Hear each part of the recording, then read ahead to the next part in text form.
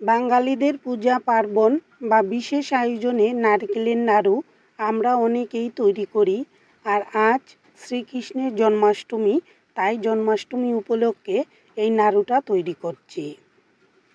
নারকেলের নাড়ু কম বেশি সবাই জানি এবং তৈরিও করে থাকি, তবে নাড়ু তৈরির ক্ষেত্রে কিছু কিছু ঝামেলা হয়। আশা করি শুরু থেকে শেষ পর্যন্ত রেসিপিটি দেখলে যারা কখনোই নাড়ু তৈরি করতে পারেন না বা অসুবিধা হয় তাদের কোনো সমস্যা হবে না। নাড়ু তৈরির জন্য এখানে বড় সাইজের একটা নারকেল কুড়িয়ে রেখেছি, আর সেই সাথে রয়েছে সমপরিমাণে চিনি এবং নারকেল কুড়ানোর পরিমাণটা যদি সমান সমান হয় তাহলে নাড়ুটা তৈরি করতে খুবই ভালো হয়, আটালো ভাবটা সুন্দর হয় আর শক্তও হয়। নারকেল ও চিনি একসাথে কড়াইতে দিয়ে দিয়েছি, আর সেই সাথে 3-4টি এলাচি মুখ ফাটিয়ে একটু ডলে দিলাম, তাহলে ঘ্রাণটা সুন্দর আসে, আবার বেটেও দেওয়া যায়। নারকেল কুড়ানোর সময় শুধু সাদা অংশটা নিলে নারকেলের নাড়ুটা দেখতে খুবই ধবধবে সাদা হয় আর কালারটাও কিন্তু সুন্দর আসে। চুলার আঁচ একদম হালকা রেখেই কড়াইটা বসিয়েছি, আর নাড়ু তৈরির জন্য যত হালকা আঁচে শুরু থেকে শেষ পর্যন্ত রান্না করা যায় ততই নাড়ুটা ধবধবে সাদা হয়। আর অনেক সময় অনেক সমস্যা হয়, আটালো ভাব হয় না, শক্ত হয়ে যায়, ঝরঝরে হয়ে যায়, সেই সমস্যাগুলোও হয় না। নারকেলের পরিমাণ বুঝে সামান্য পরিমাণে লবণ দিয়েছি। যে কোনো মিষ্টি জাতীয় খাবারে সামান্য লবণ না দিলে মিষ্টির ব্যালেন্সটা ঠিকমতো আসে না আর ঠিকঠাক স্বাদটাও পাওয়া যায় না।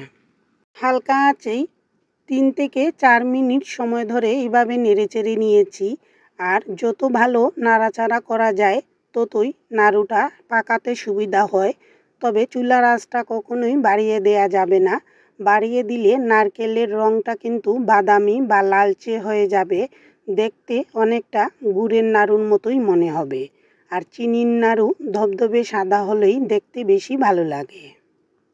5 মিনিটের মতো নেড়েচেড়ে নিয়েছি, আর এলাচের ঘ্রাণটাও নারকেলের সাথে মিশে গিয়েছে, তাই এলাচির খোসাগুলো তুলে রেখে দিলাম। সেটা মুখে পড়লে অনেকেরই বিরক্ত লাগে আর নাড়ু পাকাতেও একটু অসুবিধা হয়, তাই তুলে রেখে দিয়েছি।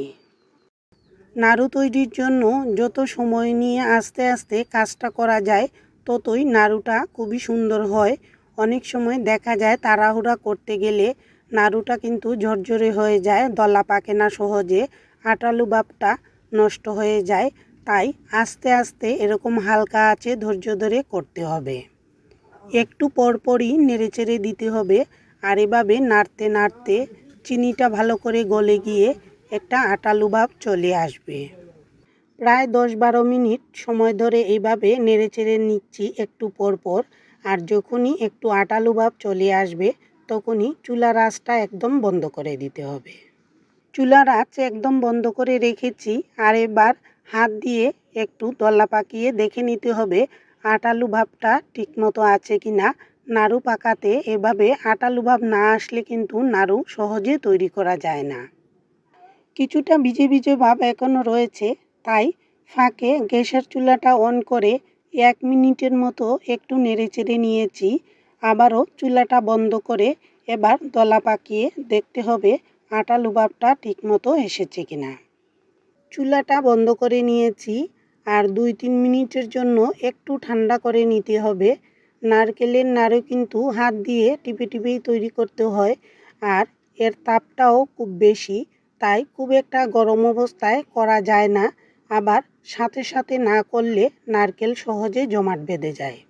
প্রতিবারেই নির্দিষ্ট পরিমাণ নারকেল এভাবে হাতের মুঠে নিয়ে শুরুতেই একটু চাপ দিয়ে ছোটো ছোটো আকৃতির করে নিতে হবে। তারপর আস্তে আস্তে একটু ঠান্ডা হয়ে আসলে গোলাকৃতিটা সহজেই করা যায়। শুরুতে সবগুলো নারকেলের নাড়ু এভাবে হাত দিয়ে শুধু টিপে রেখে দিয়েছি, তাহলে নারকেলটা ঝরঝরে হবে না। তারপর একসাথে সবগুলো আরও বেশি গোল করে নেব। 2 হাতের তালুতে নিয়ে এভাবে আস্তে আস্তে গোলাকৃতি সাইজের করে নিতে হবে। নারকেলের নাড়ু অনেকে বড় করতেও চান, আবার কেউ ছোটও পছন্দ করেন, নিজেদের পছন্দ অনুযায়ী করে নিতে হবে। শুরুতেই এরকম ছোটো ছোটো আকৃতির করে টিপে টিপে রেখে দিলে নারকেলগুলো ঝরঝরে হবে না, আর শেষে একসাথে সবগুলো একই রকম 2 হাতের তালুতে নিয়ে আরেকটু গোল করে তৈরি করা যাবে। নারকেলের নাড়ু বা সন্দেশ তৈরির সময় কিছু সমস্যা থেকেই যায়। অনেক সময় নারকেল এতটাই ঝরঝরে হয়ে যায় যে নাড়ু পাকানোই যায় না, একদম ঝরঝরে নারকেল হয়ে যায়। সেই ক্ষেত্রেও সমস্যার সমাধান আছে। চুলার আঁচ বেশি থাকায় বা চিনি কম পড়ার কারণে নারকেলের নাড়ু অনেক সময় তৈরি করা যায় না, ঝরঝরে হয়ে যায়।